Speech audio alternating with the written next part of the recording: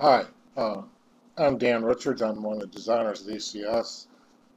I'd like to show you as quickly as I can here some of the benefits of using a program within spreader.avi for design automation. This is quickly show you. This is not Java language or C++. This is a file that spreader.avi creates with every file. It can be manipulated and edited to acquire this functionality. Nothing additional required except for I think it's advanced assembly extension. So I'll regenerate the model for you. We'll enter the values. This is how they're changed. This box is currently carbon steel, so the parts down here at the bottom, these parts across the top, down the middle, several other parts are all structural steel. Go to stainless steel, they become formed steel. The gauges, options for gauges, the length can go from 8 to 22. I'll take her down to 12 here. That's not too much of a difference, so I'll go down to 10. The width can be 80, 82 or 84. It's currently 82. Go to 84. The height of the box, 47 to 74 inches tall.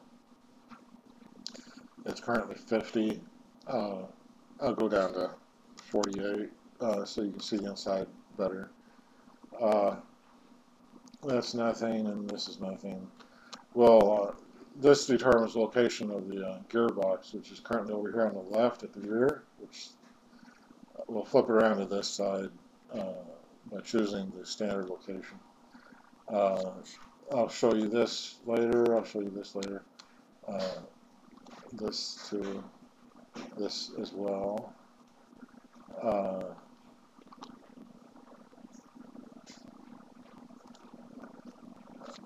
These I don't have the reference material for. This is the extension, this long black pipe going from this front area to the back, so they have access and can adjust that from the rear of the vehicle. I'll remove that now.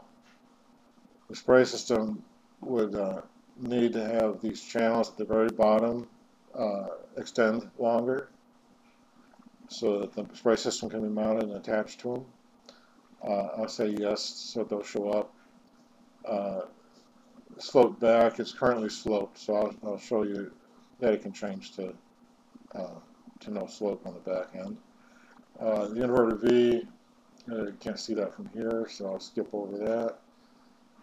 Spill shields are these parts at the very at the top side of here. Can't see them too well.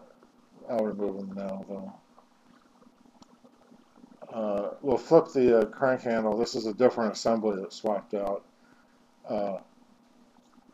depending if it needs to be to the left or to the right. We'll put it over here to the right side.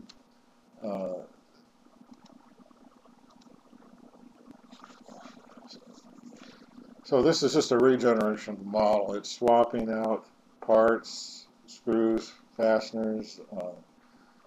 It's removing things, moving things. Changed the structural steel things to stainless steel parts. The gearbox is now over to the right. The handle is now over to the right. As well as in the weldment, this part that supports the handle is moved over here to this side.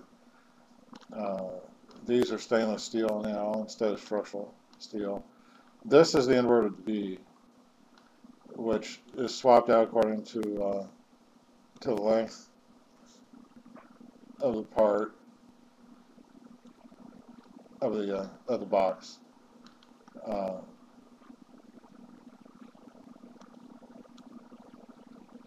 the weldment,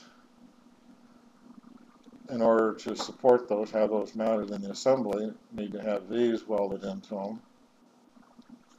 So they will be removed from the weldment when we remove the inverted V. So I'll go back to the assembly. This is where we change everything at the top level. So I'll make the box longer as well and take away the front slope so you can see those changes at the same time that I take out the inverted V. So I'll regenerate it again, enter. I want to remove that. Just to change some more things, I'll go ahead and put the extension right back in, flip the handle back over, put the spill shields back in, and remove the inverted V.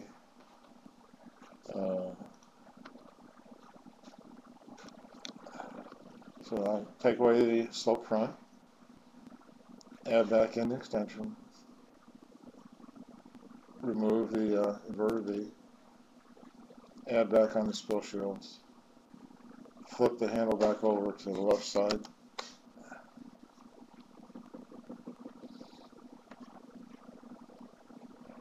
okay, no slope front, spill shields are back in, and the weldment as well, and no inverted V. So we'll go back to the weldment,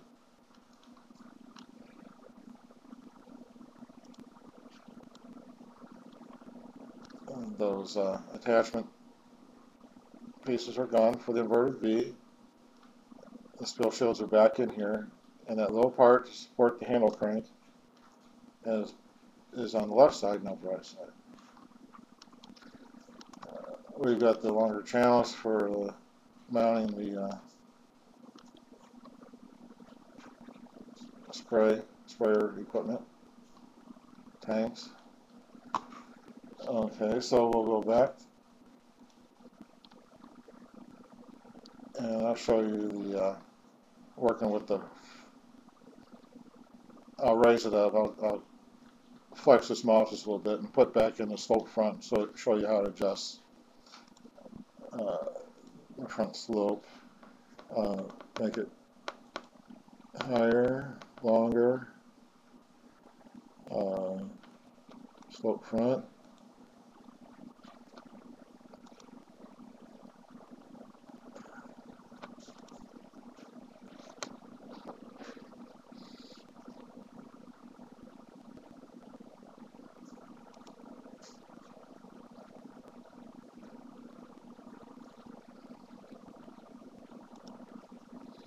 Okay, so we'll take this thing out to 18 feet in length. The height, we'll go ahead and raise her up a little bit to show you the change. Put the slope front back in, yes. The offset distance, we can go 3 feet at the bottom. Put the inverted V's back in.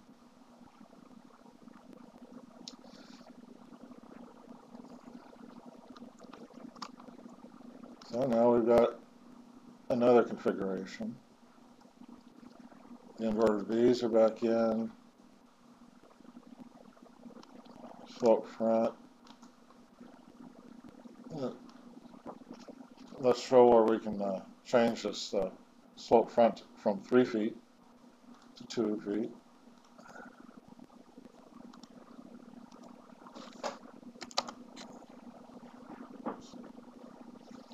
Actually, quite a few things change here when that happens. The inverted V probably becomes a longer part.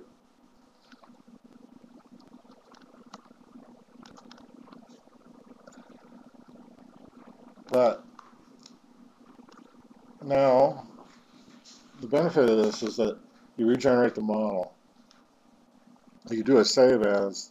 When you do a save as on parts or assemblies that have drawings associated with them, then you get free drawings when you do the save as. So I can open up the weldment drawing,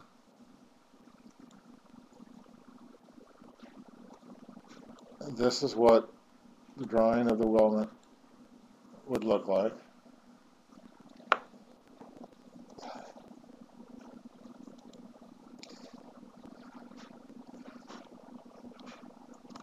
I would say that this drawing is in pretty decent shape. The drafter won't have to put too much work into getting this cleaned up just a little bit, move views, maybe rescale the drawing because it's possibly a little full here.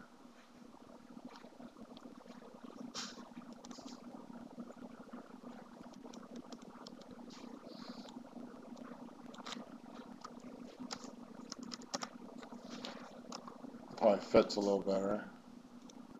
You can move the views around.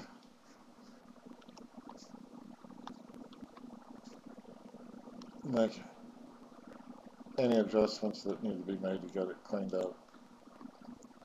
But as you can see, there isn't that much to do. You might add a few dimensions yet. We got a table here to verify what we're building. These match the height, the width. The height is 70 inches, so this is 70 inches.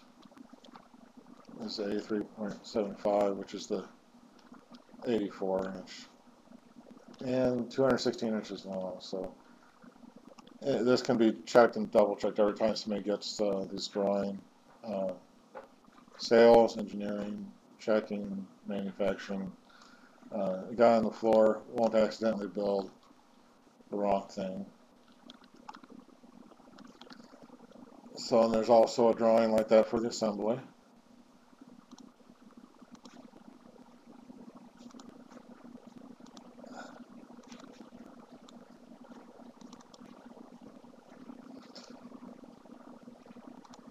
Update the drawing. And we've got our drawing almost complete. We've got a complete and accurate bill of materials. Another table to verify our specification of what we're building. So we're not building the wrong thing. So we can go back into the assembly and show you maybe some of the finer detail here of what happens when we go to change the shaft to the smaller shaft and the sprocket to the smaller sprocket. We'll go to tooth and shaft size. Go to the smaller tooth and the smaller shaft, and we get different bearings, different locations, and actually something that you can't see happen is the floor actually lowers as well, so that it's at an optimal, so this ramp is at an optimal position to the shaft here. So there's a great deal of functionality here, a great deal of value, some bang for the buck. Quite a bit of power. There's limitations, but there's pretty significant functionality here that's available to be used and utilized by a company. Thank you very much for your time.